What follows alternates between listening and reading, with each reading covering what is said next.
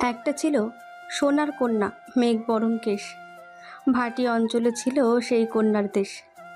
দুই চোখে তার আহারে কি মায়া, নদীর জলে পড়ল কন্যার ছায়া। ক্যাসেটে বেশ কয়েকবার ধরে গানটা বাজতেই আছে। কেউ একজন খোলা জানালার পাশে দাঁড়িয়ে গানের সুরে এবং শব্দে মগ্ন হয়ে আছে। তার দৃষ্টি জানালার বাহিরে। ঘরে হারিকেনের আলো জ্বলছে। আধার ঘরে হারিকেনের কমলা আলোয় উচ্চকরণের পুরুষটির সুদর্শন মুখশ্রী জ্বলজ্বল করছে। তবে দেখে বোঝা মুশকিল ভেতরে কি চলছে। খাটে বসে থাকা শাহিদ আরহামকে চোখের ইশারা করলো। কি হয়েছে বুঝতে পারছে না দুজনে। শাহিদ খাট থেকে উঠে দাঁড়ালো। এগিয়ে গিয়ে ক্যাসেটের গান পাল্টে দিতে দিতে দাঁড়িয়ে থাকা মানুষটার উদ্দেশ্যে বলল, এক গান কত শুনবি? এক নাগারে কমসে কম 6-7 বার শুরু করল, হলো আবার শেষ হলো। মাহাদের মগ্নতা নষ্ট হলো। মস্তিষ্ক বর্তমানে ফিরল। শাহিদের কণ্ঠে পিছনে ফিরে তাকালো তৎক্ষণাৎ। পরনের স্যুট বুট এখনো খোলেনি সে। শাহিদের দিকে তাকিয়ে হাসলো কেবল। বসলো গিয়ে খাটে। আরহামের পাশে বসে জুতো খুলতে খুলতে উত্তর দিল, গানটা শুনতে ভালো লাগছে, কেমন যেন জীবন্ত লাগছে। মনে হচ্ছে আশেপাশে গানটার অস্তিত্ব আছে। তাই নাকি? হঠাৎ এত ভালো লাগে কেন? তোর কি হয়েছে মাহাত? ভ্রুকুচকে জানতে চাইল। শাহিদের প্রশ্নে মাহাদ থমকে গেল। যেভাবে থমকে গিয়েছিল সন্ধ্যাবেলাতে, সেই শেষ বেলার মুহূর্তটা এখনো চোখে ভাসছে। কি অপরূপ দৃশ্য দু চোখের পাতায় খেলা করছে। ফুরিয়ে যাওয়ার সময়টার জন্য তার আফসোস লাগছে। মাহাদের দিকে ওরা দুজনে উত্তরের আশায় তাকিয়ে আছে। চোখে সন্দেহ বিরাজ করছে। মাহাদ উঠে দাঁড়ালো। তাদের সন্দেহভাজন দৃষ্টি দেখে স্মিত হাসলো, বলল, ভালো লাগার কারণ সোনার কন্যা। আমি সেই সোনার কন্যাকে খুঁজে পেয়েছি। ঠিক বর্ণনার সোনার কন্যার মতোই দেখতে, হুবহু একই যেন। ওরা দুজনে বিস্মিত হলো। চাহনি বড় বড় করে তাকালো। আরহাম জানতে চাইল, কে সে? অচেনা এক কন্যা, যার শ্যাম বরণ, মেঘবরণ কেশ, মায়াময় চাহনি, বাসতি সবই মিলেছে, যেন সে জীবন্ত সোনার কন্যা। মাহাদ উত্তর দিয়েই উঠে গিয়ে গানটা আবারও চালু করলো। একই সুরে বেজে উঠল গানের শব্দগুলো। ওরা দুজনে বিস্মিত চোখে চেয়ে আছে। সবটা কেমন ঘোলাটে তাদের কাছে। মাহাদ চোখ বন্ধ গানটা অনুভব করতে লাগলো, মেলাতে লাগলো বাস্তবকে। মনে পড়ল আজকের সন্ধ্যাবেলার আকস্মিক ঘটনা। সময়টা 2000 সাল। বিধাননগরের সোনাইমুড়ি গ্রামে হঠাৎ নাম না জানা এক রোগ ছড়িয়ে পড়েছে চারিদিকে। অসুস্থতার ঢল নেমেছে গ্রামে। একের পর এক মানুষ অসুস্থ হতে থাকে। দুদিন পেরোতেই ছড়িয়ে পড়ে আশেপাশের আরও 2 গ্রামে। বিধাননগর হলো এক বিচ্ছিন্ন জনপদ। নদী ও হাওরে বেষ্টিত এই ভাটি অঞ্চলের 8টি গ্রাম নিয়ে তৈরি এই নগর। আধুনিকতার ছোঁয়া নেই। জেলা শহর তো দূর, উপজেলা শহরে যেতেও পানিপথে প্রায় ঘন্টা সময় লাগে। তারপর রাস্তা পাড়ি দিয়ে যেতে হয় আরও খানিকটা। এককালে বিধাননগর প্রাচীন রাজ্য ছিল। জমিদার আসলাম আলীর ছোট্ট রাজ্য। কালের বিবর্তনে জমিদারি শাসন প্রথা বিলুপ্ত হয়ে যায়। শোনা যায় জমিদার বংশের সকলে যুদ্ধের সময় মারা গেছেন। কেবল দুঃসম্পর্কের এক ভাই বেঁচেছিলেন। সূত্র এবং দখলদারি অনুযায়ী সে ভাই এবং তার ছেলে হয়ে যায় সবকিছুর মালিক। যুদ্ধের পরপর জমিদার বাড়ির নাম পরিবর্তন করে নাম দেওয়া হয়েছে মাতব্বর বাড়ি। বর্তমানে বিধাননগর ও ইউনিয়ন পরিণত হয়েছে। জমিদারি না থাকলেও তবে সেই বিধাননগর আজও রয়ে গেছে। সকলে এই নাম এবং জমিদারের সম্মান হিসেবে হারিয়ে যেতে দেয়নি। বর্তমানে মাতব্বরকে জমিদারের মতোই মান্য করে সকলে। যে কোনো বিপদে আপদে সাহায্য চাইতে ছুটে আসে। ভাটি অঞ্চলের সাধারণ মানুষগুলো অনেক কষ্টে দিন পার করে। নদীর জল ঘরে আসার আশঙ্কায় বর্ষায় দিন কাটায়। ফসলের ক্ষতিও হয় সময়টাতে। এই কষ্টের মাঝে আরেক দুঃখ নিয়ে হাজির হয়েছে নতুন রোগ। গায়ে জ্বর, বমি, এমনকি ডায়রিয়াও দেখা দিয়েছে। অনেকের ধারণা কলেরা আবারও ফিরেছে। বিনাশ করতে মহামারী আকার নিতে সময় নেবে না। বৃদ্ধ এবং শিশুরা এই রোগে আক্রান্ত বেশি হচ্ছে। 2 শিশু এবং এক বৃদ্ধা ইতিমধ্যেই মারাও গেছেন। এদিকে শ্রাবণ মাসের বৃষ্টিতে চারিদিক ভরে উঠেছে। মেঘের গর্জন আর টানা বৃষ্টি লেগেই ছিল গত 2 দিন আগে থেকেই। কাল থেকে বৃষ্টির রেশ একটু কমেছে, তবুও ঝিরিঝিরি হচ্ছে। নিচু জায়গায় কিছু বাড়িগুলোর উঠোন পর্যন্ত পানি প্রবেশ করেছে। এই দূষিত পানি ব্যবহারের ফলে রোগ হচ্ছে। খাওয়ার উপযুক্ত পানি কষ্টে মিলছে, কারণ নলকূপ প্রায় সব পানিতে ডুবেছিল। পানি পেলেও সেগুলো বিশুদ্ধ ছিল না। অসুখ এবং অসুস্থতার সংখ্যা বাড়ায় কিছুজনকে উপজেলা স্বাস্থ্য কমপ্লেক্সে নিয়ে যাওয়া হয়, কিন্তু সেখানে পর্যাপ্ত চিকিৎসা এবং ভালো ডাক্তার নেই। জেলা শহরে সবাইকে নিয়ে যাওয়াও সম্ভব নয়। এমতো অবস্থায় গ্রামবাসী চিন্তায় পড়ে। ৮ গ্রামের প্রধান নুরুল আলম, যাকে সকলে মাতব্বর মানে, তিনি উপজেলা স্বাস্থ্য কমপ্লেক্স এবং চেয়ারম্যানের সহযোগিতায় শহরে যোগাযোগ করে তাদের পরামর্শ অনুযায়ী মেডিকেল টিম আনার ব্যবস্থা করলেন। আশার আলো দেখে সকলে একটু স্বস্তি পেল। বাহবা দিল অনেকেই, যেটা তিনি চেয়েছিলেন। ক্ষমতায় থাকার জন্য হলেও মানুষের ভালো করতে হয়। 2 দিন বাড়ি বাড়ি গিয়ে চিকিৎসা ও সেবা দিচ্ছে কয়েকজন তরুণ ও তরুণী। মেডিকেল টিমের সঙ্গে শহর থেকে চিকিৎসা দিতেই এসেছে। মেডিকেল টিমে মোট 9 জন, 3 জন মেয়ে আর 6 জন ছেলে। তাদের মধ্যে 3 জন ডাক্তার আর বাকিরা মেডিকেল স্টুডেন্ট। ওরা 2 ভাগে ভাগ হয়ে বাড়ি বাড়ি গিয়ে চিকিৎসা করছে, অসুস্থতা থেকে বাঁচতে পরামর্শ দিচ্ছে।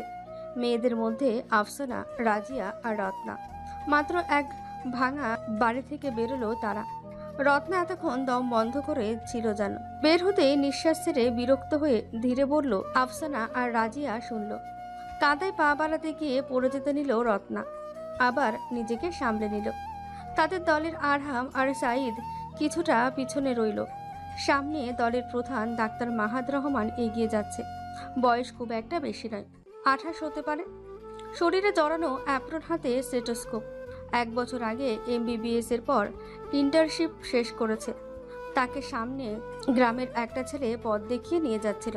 হঠাৎ সে থেমে যায়, তাকায় পিছনে, নজর রাখলো আফসানা আর রত্নার দিকে। আফসানা তার দৃষ্টি দেখে সামান্য ভয় পেল কোথায়, জানা শঙ্কা বাঁধল মনে। সেই শঙ্কা সঠিক হলো যখন মাহাদ রাগ মিশ্রিত কণ্ঠে বলে উঠল, সেবা করতে এসে ঘৃণা আসলে এই পেশায় এসেছো কেন? আমাদের কাজ যে কোনো পরিস্থিতিতে মানুষের সেবা করা। এখানে ঘৃণার জায়গা নেই। পরবর্তী এমন কথা শুনলে টিম থেকে আলাদা করে দিব, মনে রেখো। গম্ভীর রাগ মিশ্রিত কণ্ঠে রত্না মাথা নিচু করলো। এমন জায়গায় আগে কখনো আসেনি এবং অভ্যস্তও নয় সে। মুখ ফুসুই মাহাতকে খেয়াল না করেই বলে ফেলেছে। এখন বুঝতে পারছে ভুল সময়ে ভুল মানুষের সামনে বলেছে। মাহাত অন্যরকম মানুষ, ওপর দিয়ে রাগী গম্ভীর হলেও দায়িত্ব পালনে কোনো ত্রুটি রাখে না। তার কাছে সকলেই সমান। বাবার মতো সৎ নীতিবান ডাক্তার হয়েছে অনেকেই বলে শহরে। বিত্তমান শ্রেণীর বংশের ছেলে সে। তার বাবাও একজন ডাক্তার। এর মধ্যে আরহাম আর শাহিদ ও চলে আসলো। তারা দুজনও ডাক্তার। তারপর 3টে ছেলে এসে দাঁড়ালো। আফসানা বুদ্ধিমতী, সে পরিস্থিতি সামাল দিতেই বলল, দেরি হচ্ছে স্যার, চলেন। ও ভুলে বলে ফেলেছে, এমন আর হবে না। মাহাত হাতে অ্যাপ্রন নিয়ে হেঁটে চলল। কথা বাড়ানো মানে সময় নষ্ট, যা এই মুহূর্তে করতে চাচ্ছে না সে। এই গ্রামে রোগী দেখা শেষ করে অন্য গ্রামে যাওয়ার জন্য নৌকায় চড়ে বসলো। শিউলি, ঘর থেকে বের হবি না কইয়া দিল। শরীর রোগে বাঁধলে নিস্তার নাই। আগের যুগের কলেরা ফিরে আইছে। তোর বাপ জানে কইছে তোরে বাড়ি থেকে বের না হতে দিতে। শুনলি কি কইছি? আমিনার কথা শিউলির কানে পৌঁছালো, তবে উত্তর করল না। নিস্তব্ধ চৌকিতে বসে রইল। মন খারাপ বাসা পেতেছে তার মনে। আমিনা তখন উঠোনে উঁচু চুলায় রন্ধন বসিয়েছে। তাদের সোনাইমুড়ি গ্রামটা সামান্য উঁচুতে হয় কারণে আঙিনা পর্যন্ত পানি এসেছিল।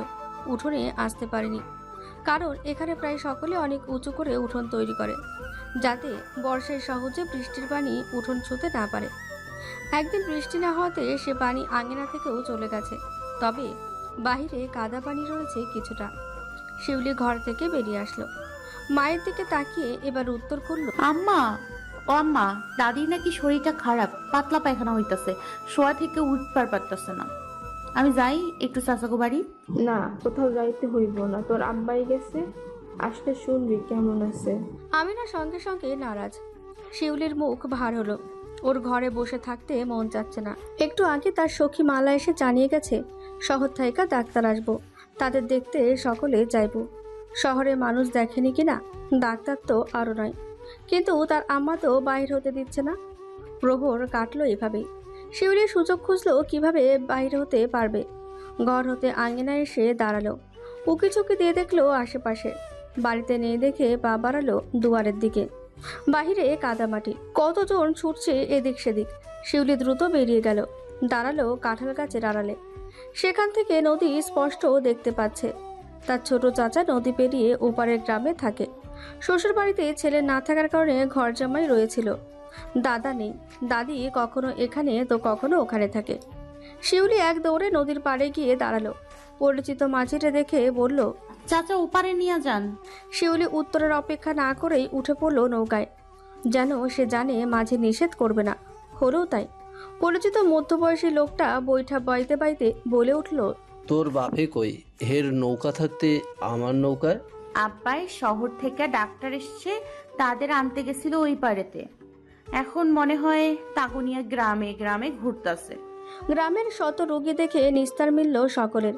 এখন তারা মাতব্বর বাড়ি ফিরবে। সেখানে তাদের থাকার ব্যবস্থা করা হয়েছে। রসাই গ্রাম হতে তারা নৌকা করে সোনাইমুড়ি গ্রামের দিকে অগ্রসর হলো। রত্না বিকেল থেকে মুখ ভার করে আছে। আফসানা তার পাশে। রাজিয়া বরাবরের মতোই চুপচাপ, সে একটু কথা কমই বলে। এখন সন্ধে নামবে মনে হচ্ছে। পশ্চিম আকাশ হলদেটে হতে শুরু করেছে। হাওরের রূপ জল থই থই করছে। আরাম আর শাহিদ পানিতে পা ডুবিয়ে গল্প করছে। মাঝে মধ্যে শাহিদ তাকাচ্ছে ডান পাশে। আরেক নৌকায় বাকি 3টে ছেলে আসছে। তারা একটু পিছিয়ে পড়েছিল দরকারে। মাহাত বসে আছে মাঝি করিম মিয়ার পাশে, দৃষ্টি হাওরের জলের দিকে নিবদ্ধ। আঁকাবাঁকা ঢেউ খেলছে জল, শেষ আলোর চিকচিক করছে হাওরের স্থল। করিম মিয়া বৈঠা বাইছে আর তাকাচ্ছে মাহাদের পানে। কিছু বলতে চাই দেখেই বোঝা যাচ্ছে। কিছু বলবেন? সাহস পেয়ে করিম মিয়া একগাল হাসে, তারপর বলতে শুরু করে। ডাক্তার সাহেব, আপনারা তো শহরে থাকেন, গ্রাম কি ভালো লাগতেছে? এই রোগ কি সারবো? মাহাত হাসে। সামান্য প্রশ্ন করতেও কত দ্বিধা। শহরে মানুষ বলে রোগী দেখতে গিয়েও কত মানুষ তাদের দেখতে এসে দাঁড়িয়েছিল, কত জনের কত মন্তব্য। মাহাত করিম মিয়ার প্রত্যুত্তরে বলে, ইনশাল্লাহ ভালো হয়ে যাবে। চিকিৎসা অনুযায়ী আশা করছি সকলে সুস্থ হবে খুব শিগগিরই। একটু থেমে আবারও বলে, আর গ্রাম গ্রাম ভালো লাগে, গ্রামের প্রকৃতি ভালো লাগে, তবে চারদিকে কাদা, উপভোগযোগ্য নয়। চিকিৎসা দিতে এসেছি, এজন্য ঠিকই আছে। কতদিন থাকবেন এইখানে? 1 সপ্তাহের জন্য এসেছি। আশা করি এর আগে ভালো হতে পারে। আগে হলে আগে চলে যাব শহরে। করিম মিয়া আর প্রশ্ন করে না। নৌকা ফিরায় ঘাটে। ততক্ষণে সূর্য ডুবে গেছে, তবুও চারপাশ স্পষ্ট দেখা যাচ্ছে এখনো। রত্না, আফসানা, রাজিয়া সহ সকলে নেমে পড়ল। অন্য নৌকায় থাকা কাইসার, জাজিম ও কবিররাও ঘাটে পৌঁছালো। নেমে পড়ল প্রায় একসাথেই। তারপর করিম মিয়ার নির্দেশনা দিয়ে মাতব্বর বাড়ির দিকে নিয়ে যেতে লাগলো। পেছনে কেউ একজন রয়ে গেল তা সকলের মধ্যে খেয়াল করলো না কেউ। মাহাত নৌকা থেকে নেমে যেতে নিয়েও গেল না। কিছু একটা মনে হতেই ফিরে তাকালো পিছনে। আরেকটা নৌকা ভিড়ল তখনই ঘাটে। নৌকার ছইয়ের ভেতরে একটি মেয়ে বসে আছে।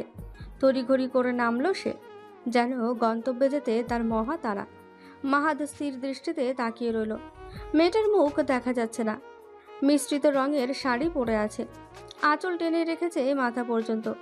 বিকেলে এক বাড়িতে দেখেছিল এই মেয়েটাকে সেবা করছিল এক বৃদ্ধা। তার জন্য কি মায়া আর চিন্তা মনে।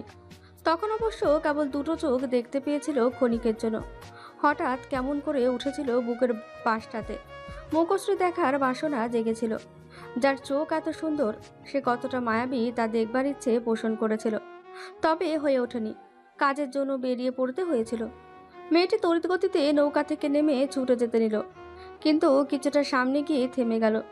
দৌড়ে লুকিয়ে পড়ল নদীর পাড়ের আম গাছটার আড়ালে। মাহাতের কৌতূহলী দৃষ্টি তারই পানে। কেন মেয়েটা লুকাচ্ছে তা দেখতে তাকিয়ে আছে। দূরত্ব খুব বেশি নয়, তবে মেয়েটা তাকে খেয়াল করেনি।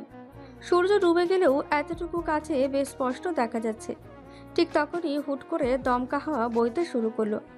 সে হাওয়ায় মেয়েটির শাড়ির আঁচল মাথা থেকে উড়ে নিচে নামলো। খোপা করা চুল খুলে গেল, এলোমেলো হয়ে গেল দীঘল কালো কোমর পর্যন্ত বিস্তৃত চুল। কানের পিঠে চুলে গুজে রাখা জবা ফুলটা পড়ে গেল মাটিতে। মাহাদের হৃদয় উঁচু হলো সামান্য। স্তব্ধ হয়ে গেল ক্ষণিকের জন্য। আবছা আধারে শ্যামবরণ গরণে থমকে গেল। মেঘবরণকে এসে নজর কাড়ল। তার হৃদয়ে হুট করে দোলা লাগলো। দমকা হাওয়া তখনও তীব্র বেগে বইছে। মেয়েটা বসে পড়েছে ফুলটা নিতে। মাহাত এখনও দৃষ্টি স্থির রেখেছে। সেভাবেই এগিয়ে গেল সামান্য। মেয়েটি ফুল কুড়িয়ে নিয়ে উঠতে যাবে, তখনই সামনে নজর পড়ল। নিজের দিকে এক অচেনা পুরুষকে এগিয়ে আসতে দেখে তড়িঘড়ি করে শাড়ির আঁচল টেনে মুখ ঢাকল। ভয় ও অস্বস্তি নিয়ে ছুটে পালালো সে। মাহাত যখন বুঝতে পারল মেয়েটি চোখের আড়াল হয়ে গেছে, দেখা যাচ্ছে না একটুও, ততক্ষণে চারপাশ আঁধার হয়ে এসেছে। দূর থেকে তার নাম ধরে কেউ ডাকছে। সে ওই গাছের পাশে পথের দিকে তাকিয়ে রইল। মুখ থেকে অস্পষ্ট কণ্ঠে বেরিয়ে আসলো, সোনার কন্যা, যে এক পলকে হৃদয়ে নাড়া দিল। তবে কি এই ভাটি অঞ্চলে সত্যি সোনার কন্যার বসবাস? বর্তমান। ডাক্তারবাবুরা খাইতে হেন, মাতাবর সাহেব ডাকতেছেন আপনাদের। মাহাতের মগ্ন ভগ্ন হলো। দরজায় ঠকঠক আওয়াজে উঠে দাঁড়ালো। আরহাম গিয়ে কাঠের দরজাটা খুলে দিল। একজন মধ্যবয়স্ক লোক দাঁড়িয়ে আছে। এই বাড়িতে কর্মরত থাকেন সম্ভবত। বাড়িটা রাজপ্রাসাদের চেয়ে কম নয়। জমিদারি জাঁকজমক আজও রয়ে গেছে যেন। চারিদিকে একের পর এক ঘর দাঁড়িয়ে আছে। মাহাত, সাঈদ, আরহাম সহ বাকি সকলে খেতে গেল। নুরুল আলম খাবার ঘরে উপস্থিত ছিলেন। অতিথি সেবায় যেন ত্রুটি না থাকে সেই জন্য স্ত্রী সাইমা বেগমকে বারবার বললেন, আতিথেয়তায় যেন কোনো কমতি না হয়। গ্রামের মানুষের সেবা করতে এসেছে, সকলের ভালো করেছে, তাদের যত্ন করতে হবে। আব্বা আমি দিতাছি। শাশুড়ির সঙ্গে হাতে হাত লাগিয়ে এগিয়ে দিতে শুরু করলো পাপিয়া। বাড়ির বড় বউ সে, দেখতে অতীব সুন্দরী। মাতব্বর বাড়ির সকলেই অনেক সুন্দর, সেজন্য বউও এনেছে সুন্দরী। খেতে খেতে মাহাত মাথা তুলে চাইল। খেয়াল করলো নুরুল আলমের বড় ছেলে দূরে দাঁড়িয়ে আছে, চোখ মুখ গম্ভীর করে। কিন্তু ব্যাপার কি বুঝতে পারল না। সে আবার বেশি আগ্রহও দেখালো না। ওনার দুই ছেলে দুই মেয়ে। বড় ছেলের নাম সাহেল আর ছোট জনের নাম নাজির। মেয়ে দুটো যমজ, একটার নাম নীরা, আরেকটার নাম নিধি। নাজির ছেলে হিসেবে ছোট হলেও নিধি আর নীরার বড়। সকলকে দেখতে পেলেও নাজিরকে দেখতে পায়নি এখনো। মাহাত নজর সরিয়ে মাতব্বরের উদ্দেশ্যে হেসে বলল, কৃতজ্ঞতা জানাই, মানুষের সেবা আমাদের কর্তব্য। আপনাদের এত উতলা হতে হবে না। তা বললে কি হয়? মাতবর বাড়ির সম্মান অতিথি সেবায়ও প্রমাণ হয়।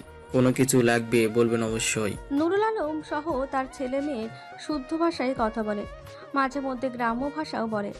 জেলা শহরে যাতায়াত মাঝে মধ্যে হয় তাদের।